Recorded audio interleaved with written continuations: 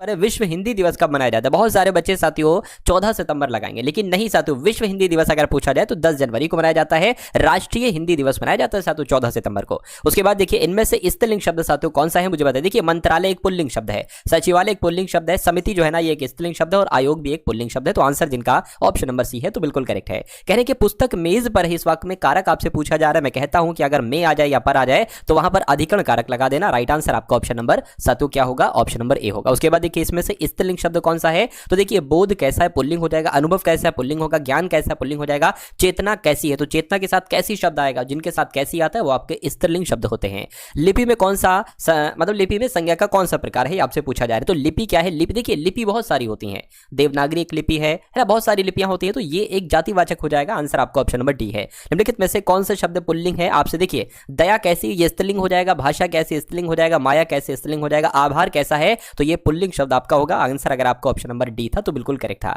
उसके बाद देखिए हवन में जलाने वाली लकड़ी के लिए शुद्ध शब्द क्या होगा? एक बार मुझे बता दीजिए। आपको यहां पर ध्यान रखना है हवन में जलाने वाली लकड़ी को क्या कहा जाता है साथियों? समिधा कहा जाता है। समिधा आपको ध्यान रखना है। रमेश की पुस्तक पुरानी, इस वाक्य में पुस्तक शब्द है, तो पुस्तक शब्द साथियों क्या है मुझे बताइए। देखिए पुरानी पुस्तक यानी कि पुरानी शब्द अगर आपसे पूछे तो आपको विशेषण बता देना है। पुस्तक यानी कि जिसके बारे में बताया जाता है, जिसकी विशेषता बताई जाती है, वो आपके विशेष शब्द कहलाए जाते हैं। तो पुरानी यहां पर विशेषण हो जाएगा और पुस्तक शब्द क्या हो जाएगा? विशेष हो जाएगा। उसके बाद देखिए अगला सवाल, गरीबों को वस्त्र दो, इस वाक्य में कारक कौन सा है मुझे बताइए। देखिए अगर कभी भी कोई चीज दान में दी जा रही है, गिफ्ट में दी जा रही है और वहां पर साथियों को शब्द आ जाएगा तो हम उसको को नहीं मानेंगे, उसको हम मानेंगे के लिए, है ना, यानी कि गरीबों के लिए वस्त्र दिया गया। तो कुल मिला के यहां पर आपका संप्रदान कारक हो जाएगा। राइट आंसर आपका ऑप्शन नंबर डी होगा। बहुत सारे बच्चे इस सवाल में गलती करते हैं, तो आपको गलती नहीं करना है साथियों। कोई चीज दान में दी जा रही है, गिफ्ट में दी जा रही है, तो उसके लिए अगर को शब्द आता है तो साथियों हम कर्म नहीं मारते हैं, हम उसके लिए संप्रदान मारते हैं।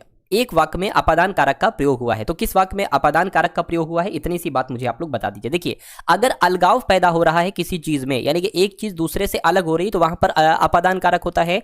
शिकारी ने तीर से बाघ मारा, तो ये तो तीर के पास गया है, तीर लगा है जाकर बाघ से, तो अलगाव तो नहीं हो रहा है। हाथी के द्वारा पेड़ ढहा गया, ये भी नहीं हुआ है। सत्संग से बुद्धि सुधरती है, नहीं साथियों। लड़का बाजार से लौटा, यानी कि लड़का और बाजार में अलगाव हुआ है, लड़का बाजार से अलग हुआ है, लौटा है, तो यहां पर आपका अपादान कारक हो। बहुवचन की दृष्टि से वाक्य कौन सा शुद्ध है मुझे बता दीजिए। देखिए चिड़िया उड़ गई या चिड़ियां उड़ गई, पहली बात तो ये गलत लिखा है। चिड़ियाएं उड़ गई या चिड़ियां उड़ गई, कैसे लिखा जाता है सही शब्द चिड़िया? जैसे ऑप्शन नंबर डी में लिखा हुआ है। उसके बाद देखिए उत्थान का आपसे पूछा जा रहा है, विलोम क्या होता है मुझे बताइए। देखिए अगर हम गमन का विलोम पूछे तो आगमन आपको बताना है, जड़ का विलोम आपसे पूछे तो चेतन आपको बताना है, और अगर बात करते हैं साथियों यहाँ पर उत्तर की, तो उत्थान का विलोम साथियों क्या हो जाएगा? उत्थान का विलोम पतन हो जाएगा। राइट आंसर अगर आपका ऑप्शन नंबर डी है तो बिल्कुल करेक्ट है। देखिए रात में घूमने वाले को क्या कहा जाता है? रात में घूमने वाले को तो साथियों निशाचर कहा जाता है। आंसर आपका ऑप्शन नंबर बी होगा। उसके बाद देखिए सही वर्तनी वाले शब्द का चयन करिए। आपसे पूछा जा रहा है सर्वभक्षी कैसे लिखा जाता है, तो मैं कहूंगा जैसे ऑप्शन नंबर डी में लिखा हुआ ऐसे लिखा जाता है। आगंतुक का पर्यायवाची, आगंतुक का मतलब पता क्या होता है? अतिथि को कहते हैं साथियों आगंतुक। आंसर आपका ऑप्शन नंबर ए होगा। देखिए आगंतुक को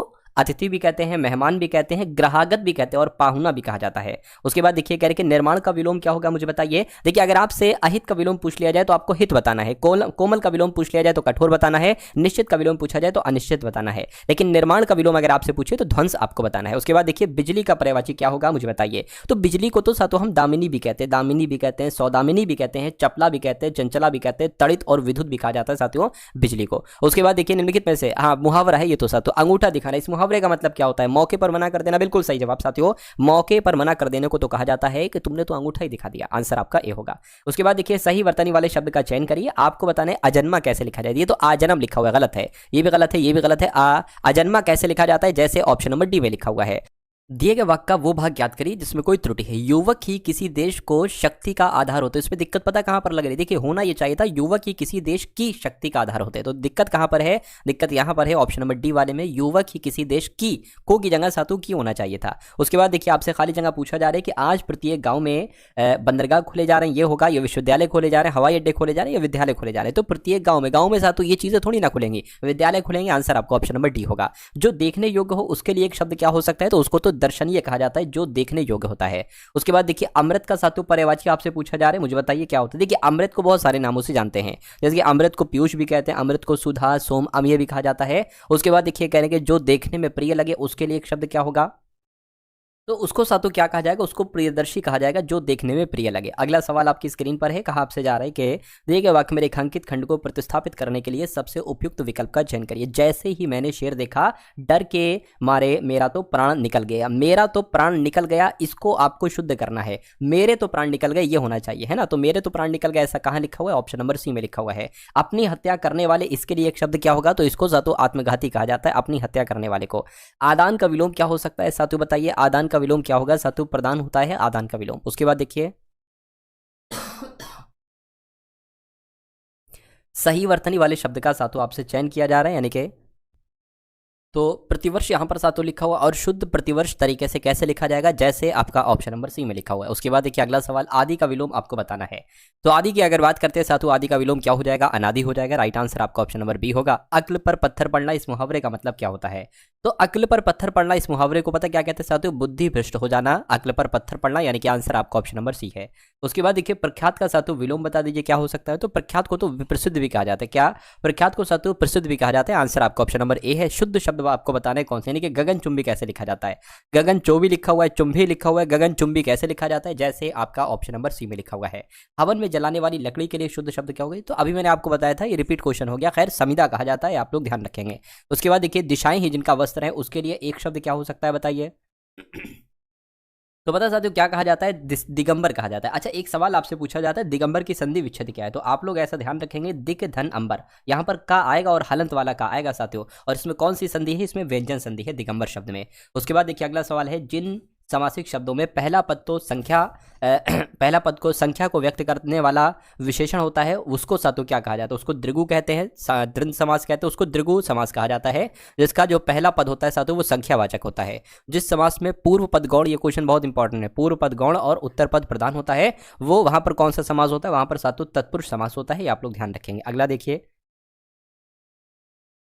कहने के जिस संज्ञाओं से एक ही प्रकार की वस्तुओं अथवा व्यक्तियों का बोध होता है, उसके लिए एक शब्द क्या होगा, उसको सातु जातिवाचक संज्ञा कहते हैं। अगला देखिए, स्वतंत्रता सबको प्यारी है, वाक्य में रेखांकित शब्द की संज्ञा बताएं। यानी कि स्वतंत्रता शब्द की संज्ञा बारे में आपसे पूछा जा रहा है, तो यहाँ पर भाववाचक ही तो है सातु, स्वतंत्रता, आजादी, गुलामी, इन सारे शब्दों में भाववाचक संज्ञा होती है। उसके बाद देखिए सातु अगला सवाल है, कह रहे कि मणि खोए भुजंग सी जननी, फन सा पटक रही थी शीश, अंधी आज बनाकर मुझको किया न्याय तुमने जगदीश। प्रस्तुत पंक्ति में कौन सा रस है आपसे पूछा जा रहा है, तो यहाँ पर वीर रस तो हो नहीं सकता, हास्य रस भी नहीं हो सकता, यहाँ पर करुण रस है, आंसर आपका ऑप्शन नंबर बी है। हंसी हंसी भाजाए देखी दुल्हा दिगंबर को, पाहुनी जे आवे हिमालय के ऊंचा में। इसमें साथियों किस प्रकार की अभिव्यक्ति आपको दिख रही है, फटाफट आप लोग बताइए। यहाँ पर हंसी हंसी शब्द आ गया तो जाहिर सी बात है यहाँ पर हास्य होगा। भारत में पहली बार गंगा डॉल्फिन नदी सर्वेक्षण में किस राज्य में डॉल्फिन की सबसे अधिक संख्या दर्ज की गई है, तो अपने उत्तर प्रदेश में सातों सबसे अधिक संख्या दर्ज की गई है। उत्तर प्रदेश के मुख्यमंत्री योगी आदित्यनाथ जी माइक्रोसॉफ्ट कैंपस की आधारशिला किस शहर में रखी है, तो पता साथियों कहां पर रखी है, नोएडा में रखी है। नोएडा आपके सवाल का बिल्कुल सही जवाब है।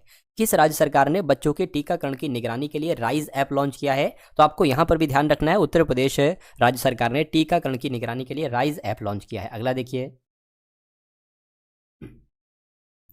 किस राज्य सरकार ने गंगा डॉल्फिन संरक्षण के लिए डॉल्फिन सफारी बनाने की घोषणा की है, तो आपका जवाब उत्तर प्रदेश के साथ जाएगा, यानी कि उत्तर प्रदेश राज्य सरकार ने गंगा डॉल्फिन संरक्षण के लिए डॉल्फिन सफारी बनाने की घोषणा की है। निम्नलिखित में से कौन सा भारत का सबसे पुराना उच्च न्यायालय है, कौन सा सबसे पुराना उच्च न्यायालय है, तो कलकत्ता उच्च न्यायालय सबसे पुराना उच्च न्यायालय है। उसके बाद देखिए, भारतीय संविधान के अनुसार प्रत्येक पंचायत जब तक के तत्समय प्रवृत्त किसी विधि के अधीन पहले ही विघटित नहीं कर दी जाती, तो अपने प्रथम अधिवेशन के लिए नियत तिथि से कितने वर्ष तक बनी रहेगी, और उससे अधिक नहीं। तो मैं कहूंगा 5 वर्ष यहां पर आपके सवाल का जवाब होगा, एक बार और अच्छे से पढ़ लीजिएगा साथियों।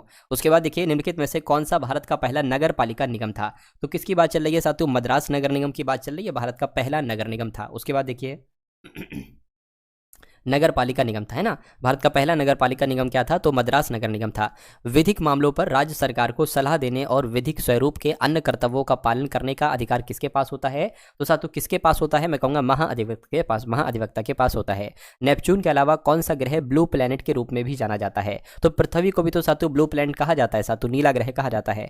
ग्रेनाइट चट्टाने किस प्रकार की चट्टाने होती हैं, तो ये साथियों आग्नेय चट्टाने होती हैं, आप लोग ध्यान रखेंगे, ग्रेनाइट चट्टाने जो है ना ये आग्नेय चट्टाने होती हैं। उसके बाद देखिए, दी गई वायुमंडलीय परतों में से किसका घनत्व सबसे कम होता है, तो सबसे कम घनत्व किसका होता है, मैं कहूंगा बहिर्मंडल का होता है, तो बहिर्मंडल आपके सवाल का जवाब होगा। उसके बाद देखिए, इनमें से किस पर्वतमाला को एशिया और यूरोप के बीच की सीमा माना जाता है, तो आपको ध्यान रखना है, जो यूराल पर्वतमाला है इसको एशिया और यूरोप के बीच की सीमा माना जाता है। उसके बाद देखिए साथियों, देश और उसकी राजधानी का इनमें से कौन से युग में सुमेलित नहीं है, ये आपसे पूछा जा रहा है। देखिए कजाकिस्तान की राजधानी की अगर बात करें तो बिश्केक थोड़ी ना है साथियों, बिश्केक नहीं है बल्कि अस्ताना है। उसके बाद अगर बात करते हैं, लीबिया की राजधानी त्रिपोली है, बहामास की राजधानी नसाउ है और बेल्जियम की राजधानी ब्रुसेल्स है। तो कुल मिला के कौन से युग में सुमेलित नहीं, ऑप्शन नंबर ए वाला युग में सुमेलित नहीं, और यही आपका जवाब होगा। उसके बाद देखिए, दुनिया का सबसे व्यस्त समुद्री मार्ग कौन सा है, तो कौन सा है साथियों, उत्तरी अटलांटिक समुद्री मार्ग ही दुनिया का सबसे व्यस्त समुद्री मार्ग है। अगला देखिए, निम्नलिखित में से कौन सा राज्य भारत की 7 बहनों यानी कि 7 सिस्टर्स ऑफ इंडिया के अंतर्गत शामिल नहीं है, तो कौन सा शामिल है साथियों, कौन कौन से, मेघालय है, नागालैंड है और अरुणाचल प्रदेश है, लेकिन सिक्किम नहीं है। अब सिक्किम नहीं है तो यही आपका जवाब होगा। इनमें से किस भारतीय राज्य की सीमा अरब सागर से जुड़ी हुई है, तो अरब सागर से जो जुड़ी हुई है वो गुजरात राज्य की सीमा जुड़ी हुई है। उसके बाद देखिए, इनमें से कौन सी कौन सी जो है ना निम्न हिमालय की सबसे लंबी पर्वतमाला है, ये आपसे पूछा जा रहा है।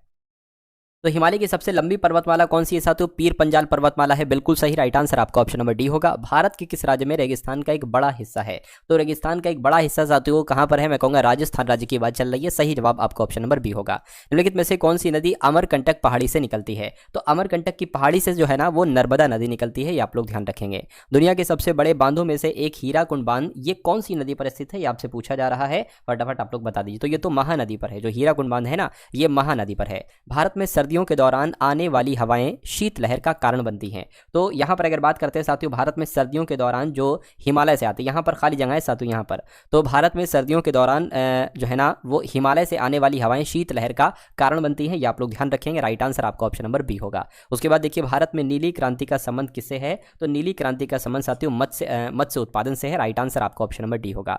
बांदा, सोनभद्र और मिर्जापुर जिलों में कौन सा खनिज पाया जाता है, तो इन तीनों जिलों में साथियों डोलोमाइट पाया जाता है। क्या डोलोमाइट पाया जाता है, तो आंसर आपका ऑप्शन नंबर ए होगा। आईआरसीटीसी की फुल फॉर्म आपसे यहां पर पूछी जा रही है, Indian railway central tourism corporation होती है, Indian railway catering and transport नहीं साथियों, Indian railway catering and tourism corporation, बिल्कुल सही, राइट आंसर आपका ऑप्शन नंबर सी होगा। आईआरसीटीसी की full form option number C वाली है। एक स्वस्थ समाज के लिए जनसंख्या में पुरुषों और महिलाओं का वितरण क्या होना चाहिए, तो क्या पुरुषों से अधिक महिलाएं, या महिलाओं से अधिक पुरुष, या युवाओं से अधिक वृद्धि, या पुरुषों और महिलाओं की बराबर संख्या, बिल्कुल साथियों ऑप्शन नंबर डी वाला आपका जवाब है। अगला देखिए, जनसंख्या वृद्धि पॉपुलेशन ग्रोथ के सिद्धांत को किसने विकसित किया था, आपसे पूछा जा रहा है, तो ये पता साथियों माल्थस के द्वारा विकसित किया गया था जनसंख्या वृद्धि का सिद्धांत। उत्तर प्रदेश का इनमें से कौन सा शहर अवधी या मुगल व्यंजनों के लिए जाना जाता है, तो लखनऊ की बात चले, क्योंकि यही शहर अवधी या मुगल व्यंजनों के लिए जाना जाता है। किसी कार्यस्थल के संबंध में व्यथित महिला से अभिप्रेत है, यह मूल विधि का सवाल है साथियों। तो किसी कार्यस्थल के संबंध में व्यथित महिला से अभिप्रेत, कोई महिला जो पति की क्रूरता से पीड़ित है, या कोई महिला जो नातेदार की क्रूरता से पीड़ित है, या कोई महिला जो प्रत्यार्थी पर लैंगिक उत्पीड़न के आरोप लगाती है, ये बिल्कुल सही जवाब हो जाएगा साथियों, राइट आंसर आपका ऑप्शन नंबर सी होगा। निम्नलिखित में से कौन सा कार्य व्यवहार लैंगिक उत्पीड़न नहीं है, तो कौन सा कार्य साथियों नहीं है, देखिए अश्लील साहित्य दिखाना ये तो है, एक कार्य व्यवहार लैंगिक उत्पीड़न है, अश्लील टिप्पणी करना ये भी है, शारीरिक संपर्क एवं फायदा उठाना ये भी है, साथ में खाना खाने का अनुरोध करना ये नहीं है, तो ये नहीं है, तो यही आपका जवाब हो जाएगा। कौन सा सुमेलित नहीं है, ये आपसे कुल मिला के पूछा जा रहा है, मुझे बताइए। चलिए, क्या आपका साथियों जवाब होगा। देखिए, अगर हम बात करते हैं कौन सा सुमेलित युग में नहीं है, अगर बात करें साथियों लैंगिक उत्पीड़न से निवारण, ये धारा 3 में है, मैं कहूँगा बिल्कुल। आंतरिक परिवाद समिति का गठन, ये धारा 4 में है बिल्कुल। स्थानीय परिवाद समिति का गठन, ये धारा 6 में है बिल्कुल। सुलह की जो बात की जाती है वो धारा 9 में नहीं की जाती साथियों, वो धारा 10 में की जाती है। तो आंसर आपके सवाल का जो जाएगा वो ऑप्शन नंबर साथियों डी के साथ जाएगा, है ना। और ये पॉस्को एक्ट 2013 की बात चल रही थी। उसके बाद देखिए, अगले नंबर का सवाल है, कह रहे कि महिलाओं का कार्यस्थल पर लैंगिक उत्पीड़न निवारण प्रतिषेध और प्रतितोष अधिनियम 2013 की कौन सी धारा और जांच कार्यवाही एवं संबंधित पक्षधारों के नाम, पहचान, पते को प्रकाशित एवं सार्वजनिक करने पर रोक लगाती है, तो यह धारा 16 की बात चल रही है साथियों, धारा 16 ऑप्शन में होना चाहिए। देखिए कहां पर लिखा हुआ है, ऑप्शन नंबर डी में लिखा हुआ है। अगला सवाल आपकी स्क्रीन पर है, कह रहे कि इनमें से किस देश ने विश्व का पहला व्यापक एआई कानून पारित किया है, तो करंट अफेयर के सवाल हैं साथियों अभी आपके सामने। दक्षिण कोरिया देश ने विश्व का पहला व्यापक एआई कानून पारित किया है। 81 वन्यजीव प्रजातियों के साथ एक नया जैविक पार्क विकसित किया जाएगा, कहां पर विकसित किया जाएगा, राजस्थान में विकसित किया जाएगा, बिल्कुल सही जवाब आपका ऑप्शन नंबर बी होगा। उसके बाद देखिए साथियों, हाल ही में किस देश ने आधिकारिक रूप से WHO से खुद को अलग किया है, तो ये काम किस देश ने किया है, ये आपसे कुल मिला के यहाँ पर पूछा जा रहा है। तो अमेरिका देश ने ये काम किया है, आंसर आपका ऑप्शन नंबर डी है। टाटा कम्युनिकेशंस ने किसे अपना MD और CEO नियुक्त किया है, तो गणेश लक्ष्मी नारायण को टाटा कम्युनिकेशंस ने अपना MD और CEO नियुक्त किया है। हाल ही में किस देश में ट्री लेडी के नाम से मशहूर कीर्तिदा मेकानी का निधन हुआ है, तो साथियों अगर बात करते हैं हम लोग यहाँ पर, इस सवाल का जवाब जो होगा वो सिंगापुर होगा, यानी कि सिंगापुर देश की ट्री लेडी के नाम से मशहूर है ना। अगर बात करते हैं इनका नाम क्या था, कीर्तिदा मेकानी, इनका भी हाल फिलहाल में निधन हो गया है साथियों, ट्री लेडी के नाम से जाना जाता था। उसके बाद देखिए किस राज्य की पुलिस को उत्कृष्ट सेवा के लिए राष्ट्रपति पुलिस ध्वज पुरस्कार से सम्मानित किया गया है? तो मैं कहूँगा साथियों सिक्किम राज्य की पुलिस को उत्कृष्ट सेवा के लिए राष्ट्रपति पुलिस ध्वज पुरस्कार से सम्मानित किया गया है। हाल ही में कौन यूपी का पहला जीरो फ्रेश वेस्ट डंप शहर बना है? तो कौन सा साथियों कौन से शहर की बात चल रही है? यूपी के लखनऊ की बात चल रही है। यूपी का लखनऊ शहर यूपी का जो है ये जीरो फ्रेश वेस्ट डंप शहर बन चुका है। किस राज्य ने गुटखा, पान मसाला और तंबाकू उत्पादों पर पूरी तरह बैन लगा दिया है? तो मैं कह सकता हूं ओडिशा राज्य ने गुटखा, पान मसाला और तंबाकू उत्पादों पर पूरी तरह बैन लगा दिया है। किसे सीआरपीएफ में डिप्टी इंस्पेक्टर जनरल नियुक्त किया गया? पता साथियों किसको नियुक्त किया गया है? इनका नाम है रविशंकर छवि, और रविशंकर छवि को सीआरपीएफ में डिप्टी इंस्पेक्टर जनरल यानी कि डीआईजी नियुक्त किया गया है। आप लोग ध्यान रखेंगे। तो वो कथन और कार्यवाही वाला सवाल है। कथन आपको दिए गए हैं, इनके हिसाब से बताने कौन सी कार्यवाही सातु सही रहेगी। कहा जा रहा है कि भारत में शिक्षक अभी भी पारंपरिक तरीकों का इस्तेमाल करते हैं और शिक्षण के आधुनिक तरीकों से अवगत नहीं है। इसके लिए कार्यवाही क्या की जानी चाहिए? शिक्षकों के लिए शिक्षण की अपनी पद्धति बदलने के लिए अभिविन्यास किया जाना चाहिए। अभिविन्यास का मतलब है नए तरीके से सातु सब कुछ किया जाना चाहिए। तो बिल्कुल सही, ये बात तो बिल्कुल सही है। आधुनिक तरीकों से पढ़ाने वाले शिक्षकों के लिए वेतन वृद्धि होना चाहिए। ऐसा सातु कहीं नहीं कि जो आधुनिक तरीके से पढ़ाए उनकी सैलरी बढ़ा दीजिए, तो ये गलत है, यानी कि पहली कार्यवाही आपकी सही है। उसके बाद देखिए साथियों कथन और निष्कर्ष वाला सवाल आपकी स्क्रीन पर है। कह रहे कि दौड़ में केवल, ये दो कथन आपको दे रखे हैं, दो नहीं बल्कि तीन कथन आपको दे रखे हैं। कह रहे कि दौड़ में केवल छात्र ही भाग ले सकते हैं, ठीक है। दौड़ में भाग लेने वालों में कुछ बालिकाएं भी हैं, यानी कि बालक भी हैं और बालिका भी हैं साथियों जो दौड़ में भाग ले रहे हैं। दौड़ में भाग लेने वाली सभी बालिका प्रतिभागियों को प्रशिक्षण के लिए बुलाया गया है, ठीक है। अब निष्कर्ष देखिए, आपसे यहाँ पर साथियों कहा जा रहा है कि दौड़ के सभी प्रतिभागियों को प्रशिक्षण के लिए बुलाया गया है ना। अच्छा, यहाँ पर कहा गया था कि दौड़ में भाग लेने वाली सभी बालिका प्रतिभागियों को प्रशिक्षण के लिए बुलाया गया है। यहां पर क्या कहा जा रहा है कि सभी नहीं साथियों, छात्र को नहीं बुलाया, लड़के लोगों को नहीं बुलाया गया, बालिका लोगों को बुलाया गया है। कह रहे कि दौड़ के सभी प्रतिभागी छात्र हैं। देखिए ये तो गलत हो जाएगा, दौड़ के सभी प्रतिभागी छात्र, ये बिल्कुल सही हो जाएगा, यानी कि दूसरा आपका निष्कर्ष सही है। ऐसा ऑप्शन नंबर कहां लिखा है, ऐसे लिख कर आएगा तो वैसे यहां पर दूसरा आपका सही है। उसके बाद देखिए अगला सवाल है, कहा जा रहा है कि कथन आपके सामने और धारणाएं आपके सामने। एक विज्ञापन में कहा गया है कि इस सौंदर्य क्रीम का प्रयोग करें और एक सप्ताह में 2 गुना चमकदार निखार देखें। कहा गया है साथियों यहां पर अगर बात करें, कहा जा रहा है कि आश्वासन वास्तविक नहीं है। तो आश्वासन वास्तविक है, इसका इससे कोई लेना देना नहीं है। लोग सुंदर होना पसंद करते, बिल्कुल साथियों लोग सुंदर होना पसंद करते, तभी ये विज्ञापन दिखाया गया है और कहा गया है कि सौंदर्य क्रीम का प्रयोग करें और एक सप्ताह में 2 गुना चमकदार निखार देखें। परीक्षा उत्तीर्ण करने वालों में मनीष ऊपर से 16वां है और नीचे से साथियों 29वां है, स्थान प्राप्त करता है। 6 लड़कों ने परीक्षा दी है, भाग नहीं लिया। क्या 6 लड़कों ने परीक्षा में भाग नहीं लिया और 5 इसमें असफल रहे। तो कक्षा में कितने लड़के थे आपसे पूछा जा रहा है। देखिए परीक्षा उत्तीर्ण करने वाले में मनीष ऊपर से 16वां है, तो मनीष मान लेते हैं साथियों यहाँ पर अगर बात करें तो मनीष जो है ना साथियों ऊपर से 16वां है, ठीक है। उसके बाद कह रहे हैं नीचे से साथियों कौन से स्थान पर है, नीचे से साथियों अगर बात करें तो ये 29वां है। लड़कों, अब देखिए टोटल छात्र कितने हुए ये सबसे पहले बताइए। तो आपको मैंने क्या बताया है, दोनों संख्याओं को जोड़ दीजिए और उसमें से घटा दीजिए। तो 16 + 28 आपका कितना हो जाएगा साथियों, 14 हो जाएगा। और ये आपका साथियों कुल मिला के 44 लोग यहाँ पर हो गए, है ना। 44 लोग साथियों यहाँ पर हो गए, चलिए कोई दिक्कत नहीं ना। हाँ 44 लोग हो गए। अब यहाँ पर अगर बात करें क्या 6 लड़कों ने परीक्षा में भाग नहीं लिया, 6 लड़कों ने परीक्षा में साथियों भाग नहीं लिया, तो इसमें 6 वो जोड़िए और 5 इसमें असफल रहे, 5 इसमें असफल रहे, 5 साथियों वो जोड़िए। तो कुल मिला के 44 और 11 कितना हो जाएगा, मैं कहूँगा 55 हो जाएगा। तो कुल मिला के लड़के कितने रहे, तो 55 लड़के रहे, 55 आपका आंसर हो जाएगा। उसके बाद देखिए साथियों 5 लड़कियां हैं DLNOQ, दक्षिण की ओर मुख करके एक पंक्ति में बैठी हुई हैं और जरूरी नहीं कि इसी क्रम में बैठी हैं। तो साथियों मान लेते हैं साथियों एक पंक्ति हो जाएगी, 5 लोग यहाँ पर बैठे हैं, 1 2 3 4 और 1 5, ये 5 लोग साथियों यहाँ पर हम बैठा देंगे। कहा जा रहा है साथियों L जो है ना ये O के दाएं को दूसरे स्थान पर है, Q D के तुरंत दाएं को है, ठीक है। OQ और N के बीच 2 लड़कियां हैं, D के दाएं को कितनी लड़कियां ये आपसे पूछी जाए। देखिए यहाँ पर हम सबसे पहले इस लाइन को सॉल्व नहीं करेंगे, क्यों, क्योंकि L और O हमें आगे कहीं पर मिल नहीं रहा है। अगर हम इस वाली लाइन को सॉल्व करते हैं तो Q यहाँ पर भी हमें मिल रहा है और यहाँ पर मिल रहा है, तो इसलिए सबसे पहले Q को हम सॉल्व करेंगे। देखिए कहा गया है कि Q D के तुरंत दाएं को है, तो D को आप कहीं पर भी बैठा दीजिए। मान लीजिए D को आपने यहाँ पर बैठा दिया, तो कहेंगे D के तुरंत दाएं, तो D के तुरंत दाएं यानी कि Q यहाँ पर आ जाएगा। कहा जा रहा है कि Q और N के बीच में 2 लड़कियां हैं, तो Q और N के बीच में साथियों 2 लड़कियां, देखिए एक ये हो गई और एक ये हो गई। उसके बाद कह रहे थे कि O के दाएं को दूसरे स्थान पर L है, तो O आप जब यहाँ पर बैठा लेंगे तभी O के दाएं को दूसरे स्थान पर साथियों L यहाँ पर आ जाएगा। तो पांचों के 5 आपने लोग बैठा दिए। कहने के D के दाएं को कितनी लड़कियां हैं, तो D कहाँ पर है, D कहाँ पर, D यहाँ पर है।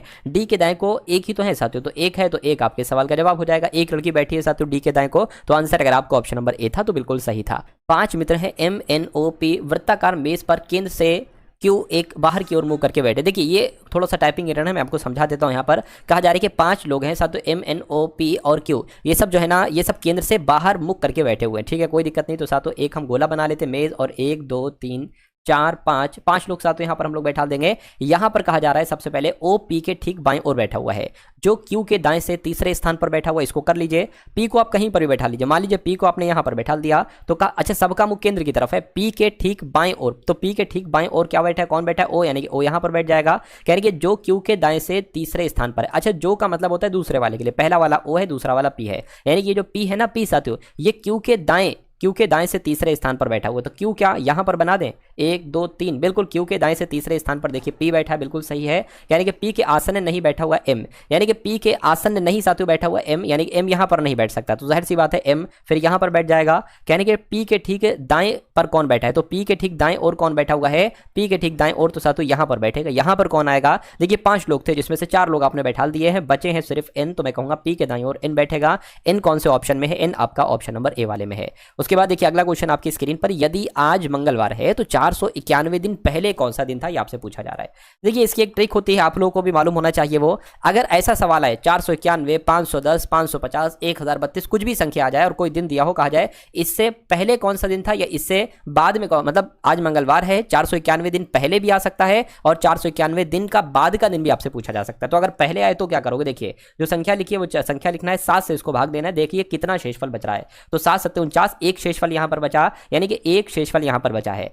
आपसे पूछा जा रहा है पहले, तो आपको पता क्या करना है, एक घटा देना होगा इसमें से, जब आप एक घटाओगे इसमें से तो सोमवार आ जाएगा, मंगलवार में से एक दिन घटाओगे तो सोमवार आ जाएगा। लेकिन अगर पूछा जाता बाद, तो यहां पर फिर आप प्लस करते, मंगलवार की जगह फिर बुधवार सातों आपका जवाब होता। खैर इस सवाल का जवाब आपका जो जाएगा वो सोमवार के साथ जाएगा। नेक्स्ट नंबर का सवाल आपकी स्क्रीन पर है, एक घड़ी में 3:20 हुआ है, उसका जल प्रतिबिंब समय क्या होगा। तो कोई दिक्कत नहीं साथों, आपको ये समय जो है ना 18:30 में से सातों घटा देना चाहिए, 3:20 यहाँ पर देखिए 10 आ जाएगा और यहाँ पर 15, यानी कि 15:10 होगा, प्रतिबिंब का समय बचेगा।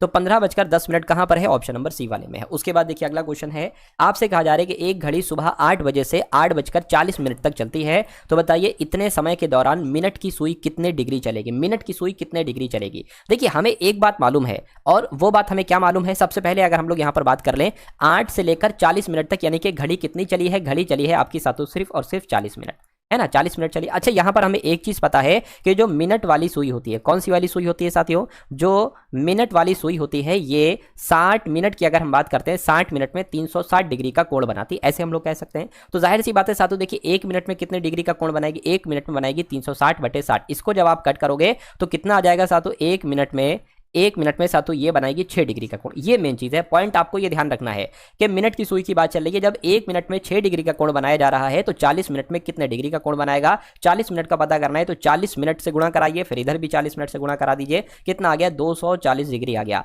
तो मैं कहूंगा 40 मिनट में ये जो है ना ये 240 डिग्री का कोण बनाएगी। ऐसा कहां पर लिखा हुआ है, ऐसा आपका ऑप्शन नंबर सी में लिखा हुआ है। चलिए साथियों उसके बाद देख लेते हैं नेक्स्ट नंबर का क्वेश्चन है, ये क्या कह रहा है साथियों, क्वेश्चन कैसे इसका सोल्यूशन हो सकता है एक बार मैं आपको बता देता हूं। आपसे कहा जा रहा है कि 5 वाला जो फलक है इसके विपरीत पर क्या होगा। देखिए मैं आपको सारा कुछ बता देता हूं। अगर 1 का विपरीत आपसे पूछा जाता तो बताते आप 6, या 6 का विपरीत पूछा जाता तो 1 बताते। अगर आपसे 4 का विपरीत पूछा जाता तो आप बताते 3, या 3 का विपरीत पूछा जाता तो 4 बताते। 5 का विपरीत पूछा गया है तो आपको बताना चाहिए था साथियों 2, या 2 का विपरीत 5, तो मैं कहूंगा 5 का पूछा गया है, 2 कहां पर लिखा है, ऑप्शन नंबर डी में लिखा हुआ है। मतलब कुल मिला के अगर जो भी पूछा जाता है एक छोड़ देते हैं, एक गैप कर देते हैं, फिर अगला वाला वो आंसर होता है। उसके बाद देखिए नेक्स्ट नंबर का क्वेश्चन आपकी स्क्रीन पर है, देखिए और बताइए आपके सवाल का जवाब क्या हो सकता है। आपसे कहा जा रहा है कि राम हरीश से पूर्व की ओर है, जो श्याम से दक्षिण पश्चिम की ओर है, जो राघव से उत्तर पूर्व की ओर है। इसको आसान बना दूं साथियों, बस एक चीज, एक कॉन्सेप्ट आप लोग याद रखेंगे। देखिए ये होता है साथियों उत्तर, ये होता है पूर्व, और ये होता है पश्चिम, और ये होता है साथियों दक्षिण। अगर मैं आपसे कहूं कि राम यहां पर खड़ा है, राम देख रहा है उत्तर पूर्व की तरफ, तो राम किस तरफ देख रहा होगा, राम इस तरफ देख रहा होगा, उत्तर पूर्व की तरफ। ये दिशा क्या कहलाई जाएगी, दक्षिण पूर्व कहलाई जाएगी। तो अब देखिए सवाल की तरफ हम लोग बढ़ते हैं। कहा जा रहा है सबसे पहले कि राम हरीश से पूर्व की ओर है, तो हरीश को आप कहीं पर भी बैठा दीजिए। मान लीजिए हरीश को हमने यहां पर बैठा दिया। कहा गया था कि हरीश से पूर्व की ओर कौन है, राम है। देखिए पूर्व क्या होता है, पूर्व आपका, मान लीजिए हरीश यहां बैठा है तो पूर्व यही तो होगा साथियों। तो हरीश के पूर्व में कौन बैठा हुआ है साथियों, राम बैठा हुआ है, ठीक है। अब जो यहां पर आ गया है, जो का संबंध पता किसके होता है, जो का मतलब दूसरे वाले के लिए होता है। अभी मैंने आपको बताया पहला वाला ये और दूसरा वाला ये, यानी कि जो जिक्र अब यहां पर आएगा वो हरीश के लिए आएगा। जो यानी कि हरीश जो है ना ये शाम से दक्षिण पश्चिम की ओर बैठा है। देखिए दक्षिण पश्चिम क्या होगा, ये होगा, यानी कि दक्षिण पश्चिम की अगर बात करते हैं तो शाम से, देखिए शाम फिर यहां पर बनेंगे क्योंकि शाम का दक्षिण पश्चिम जो होगा वो यही होगा, है ना। ये देखिए ये दक्षिण हो जाएगा, ये पश्चिम हो जाएगा, चलिए कोई दिक्कत नहीं है। हाँ, तो क्या कहा गया था, शाम के दक्षिण पश्चिम में है, हो गया। अब फिर से कह रहे हैं जो राघव से उत्तर पूर्व की ओर है, जो राघव से उत्तर पूर्व की ओर है, ठीक है ना। अब किसकी बात चल रही है पता, अब यहां पर राम की बात चल रही है क्योंकि राम हरीश से पूर्व की ओर है, एक बात खत्म। फिर अगर बात करते हैं शाम से दक्षिण पश्चिम की ओर है, ठीक है, जो राघव से उत्तर पूर्व की ओर है, राघव से उत्तर पूर्व की ओर है, तो राघव कहां पर बनेगा भाई साहब, राघव अगर बात करते हैं तो राघव यहां पर बनेगा, और राघव का उत्तर होता है ये और पूर्व होता है ये, यानी कि ये आपका हो जाएगा, है ना। चलिए ठीक है ना। अब देखिए जो राघव से उत्तर पूर्व की ओर है, राघव शाम से दक्षिण पश्चिम की ओर है। अच्छा यहाँ पर अगर बात करते हैं साथियों, राघव जो है ना ये शाम से, शाम कहाँ पर है, शाम ये है, तो शाम से दक्षिण पश्चिम क्या होगा, देखिए दक्षिण ये हो जाएगा, पश्चिम ये हो जाएगा, यानी कि राघव कहीं ना कहीं यहाँ पर आएगा। और अगर इसको हम देखते हैं साथियों, जो राघव से उत्तर पूर्व में है, तो राघव से उत्तर ये हो गया, पूर्व ये हो गया, तो यहाँ पर ये शाम आ गया।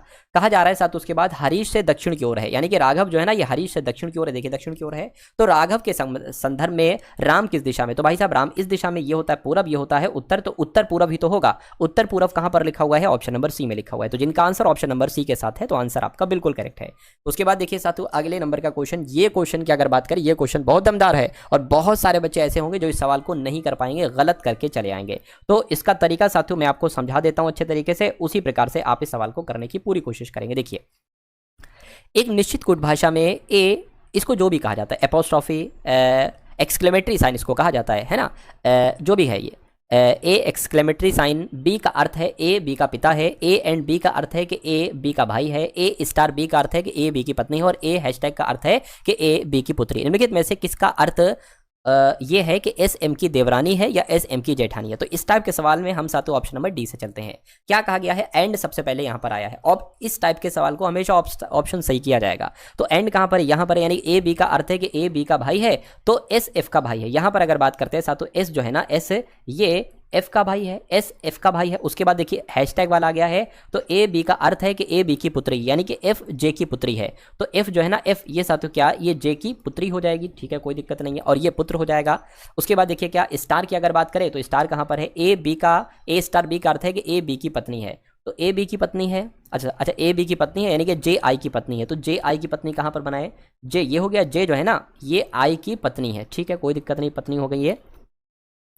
उसके बाद कहा जा रहा है, ये वाला साइन आ गया एपोस्ट्रोफ एक्सक्लेमेटरी साइन वाला, तो कहा जा रहा है कि ए बी का पिता है, यानी कि आई एम का पिता, आई जो है ना आई ये एम का पिता हो जाएगा। अब मुझे बताइए क्या एस एम की देवरानी होंगी, एस एम की देवरानी होंगी, मुझे बताइए साथियों, है ना, होंगी या नहीं होंगी, नहीं होंगी, है ना, नहीं होंगी साथियों, नहीं होंगी, तो ये वाला ऑप्शन आपका नहीं हो सकता आंसर। अब ऑप्शन नंबर डी को हमने चेक किया, आंसर उससे नहीं निकला। अब ऑप्शन नंबर सी को हम चेक करेंगे, क्योंकि इस टाइप में के सवाल में थोड़ा समय लगता है, और यही वो नंबर वाला क्वेश्चन होगा जो नंबर आपको साथियों गेन कराएगा, ये समझ लीजिए। अब इस वाले ऑप्शन की तरफ बढ़ते हैं। एस स्टार एफ का मतलब क्या है साथियों, स्टार कहाँ गया, ये आ गया। ए बी का अर्थ है कि ए बी की पत्नी है, यानी कि एस एफ की पत्नी है, तो एस की अगर बात करते हैं साथियों, ये जो है ना ये एफ की पत्नी है, एस एफ की पत्नी है, ठीक है।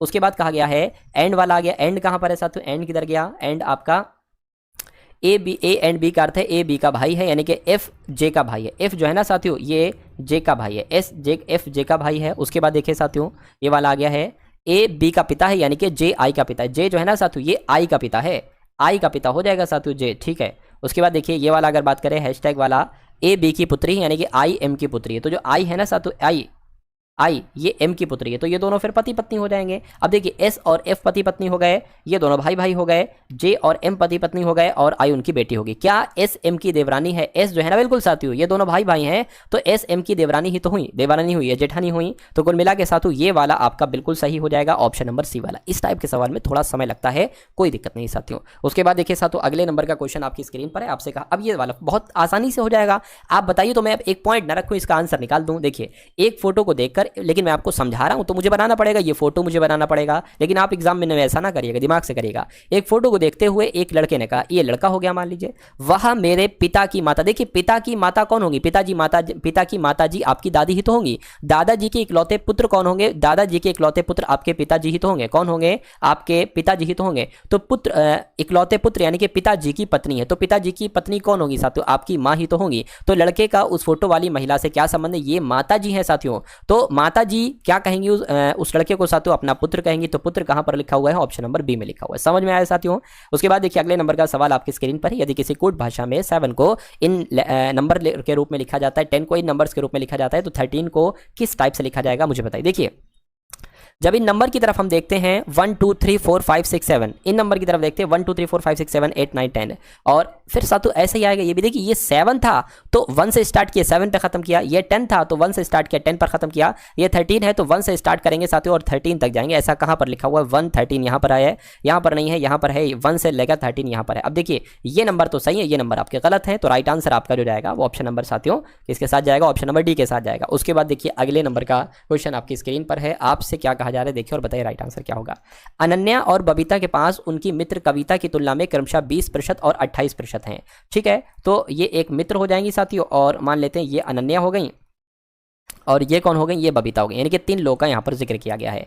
तो कहा गया है अनन्या और बबीता के पास उनकी मित्र कविता की तुलना में 20%, यानी कि 20% 28% कम धनराशि है। तो मान लेते हैं इसके पास 100 है तो अनन्या के पास उससे 20% कम होगी तो 80% होगी, और इससे 28% कम होगी यानी कि इसके पास 72% होगी। तो बबीता कह रहे हैं कि बबीता के पास अनन्या की तुलना में कितने प्रतिशत कम धनराशि है? क्या बबीता के पास अनन्या की तुलना में कितने प्रतिशत कम धनराशि? कितनी कम धनराशि है साथियों? 8 रुपए कम है। मान लेते हैं इसको प्रतिशत में बदलना है साथियों, गुणा 100 कर लीजिए, और 8 कम है, किससे कम है? 80 से कम है, तो 80 नीचे आ जाएगी। इसको कैलकुलेट करिए, आपका जवाब आपके सामने आ जाएगा। तो 10%, बबीता के पास अनन्या की तुलना में कितने प्रतिशत कम धनराशि है? तो 10% कम धनराशि है। 10% आपके सवाल का जो होगा वो बिल्कुल सही जवाब होगा।